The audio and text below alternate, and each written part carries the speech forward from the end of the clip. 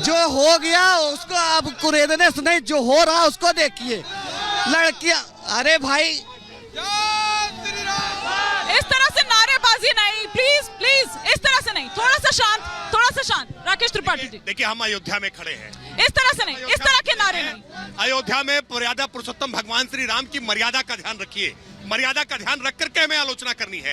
ये कांग्रेसी तो अपनी गति को प्राप्त हो ही जाएंगे, इसमें कोई दो राय नहीं है। कांग्रेस जो भगवान राम का विरोध कर रहा है, जो भगवान राम का नहीं हो सकता वो किसी का नहीं हो सकता है। निश्चित तौर पर वो गति को अपने प्राप्त हो जाएगा। लेकिन सच ये है, आज जनता के सामने एक उत्सव का वातावरण है। अच्छा, जब मैं आपके पास माइक लेके आती हूँ तो आप पता नहीं इधर उधर की बात करने लगते हैं। वो बोल रहे हैं तो उनको बोलने नहीं दे रहे। वाल्मीकि से रख दिया, भगवान श्री राम का, भगवान श्री राम के नाम पर आपको उसमें भी दिक्कत है? हवाई अड्डा उसको वाल्मीकि सिर्फ वोट की जात के लिए, वोट के लिए। ये बड़ा आश्चर्य है।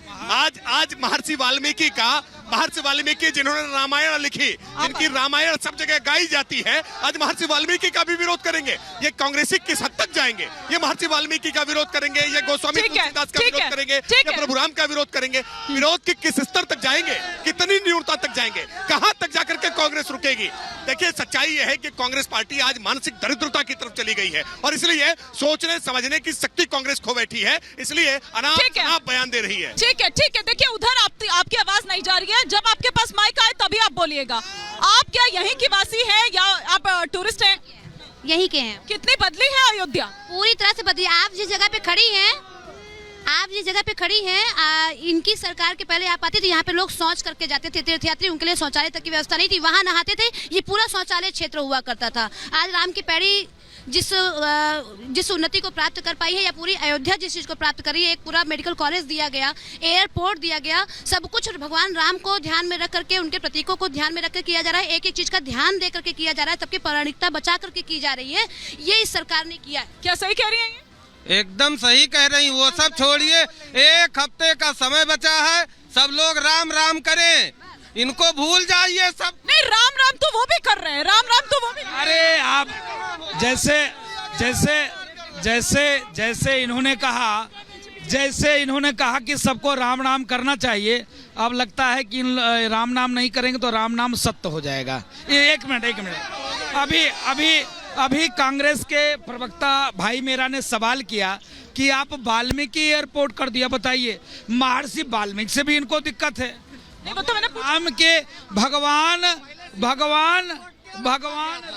पहले श्री राम एयरपोर्ट नाम न रखते तब वाल्मीकि रख दिए होते पहले से।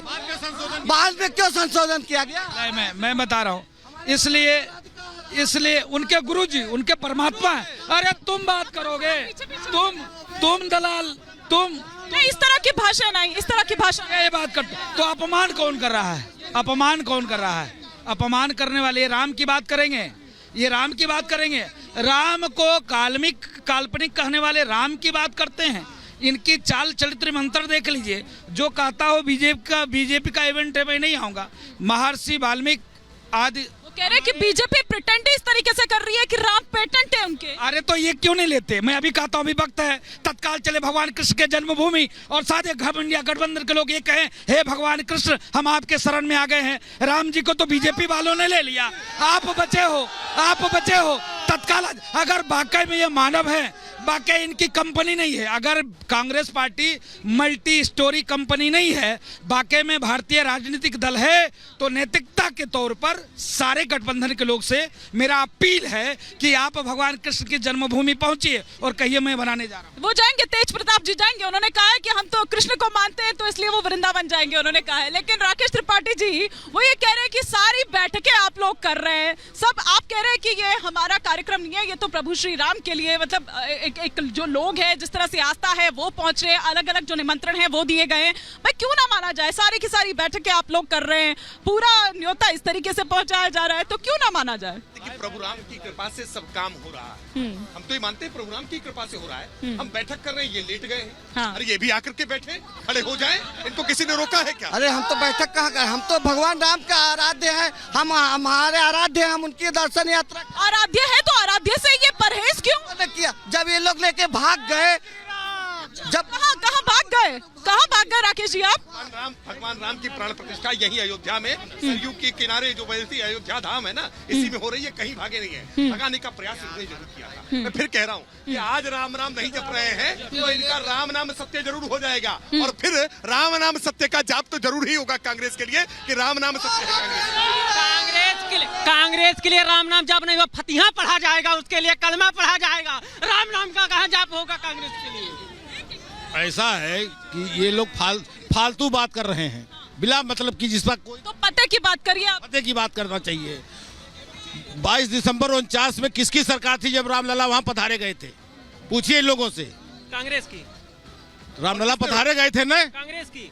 तो किसकी सरकार, शुरुआत किसने किया था? गोली नहीं चली थी। फालतू बात मत करो, एक करके इस तरीके से फालतू बात मत करो। मैं बोल रहा हूँ तो बोलना। आराम से, इस तरह से नहीं, उनको बोलने दीजिए एक बार। क्यों नहीं बोला जाएगा? बोलने के बाद आराम से आप बोलिए। फालतू बात मत करो।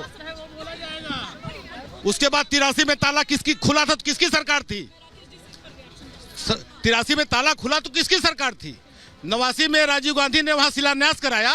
तिन्ही भारतीय जनता पार्टी विश्व हिंदू परिषद के लोगों ने कहा कि हम इस शिलान्यास को नहीं मानते हैं। 92 में 67 एकड़ जमीन का रिक्वायरमेंट किसने किया था? किसकी सरकार थी? और उन लोगों ने भी उस समय कहा था कि जो सुप्रीम कोर्ट का आदेश होगा वो माना जाएगा। आज सुप्रीम कोर्ट ने आदेश दिया है तो ये निर्माण हो, किसी की भी सरकार होती सुप्रीम कोर्ट के आदेश को मानता और मंदिर बनवाता। तो आप लोगों के एक से। और सुन लीजिए, पूरे देश में हिंदुओं के चार शंकराचार्य हैं। क्या कारण है? चारों शंकराचार्यों ने मना कर दिया, इनके निमंत्रण को ठुकरा दिया। अरे तो पीछे थोड़ा सा पीछे प्लीज। वो अच्छा ठीक है, मैं आपकी बात का जवाब ले लूं। राकेश जी यहाँ पर, राकेश जी काफी एक सेकंड सुनिए। काफी सारे सवाल हो गए हैं।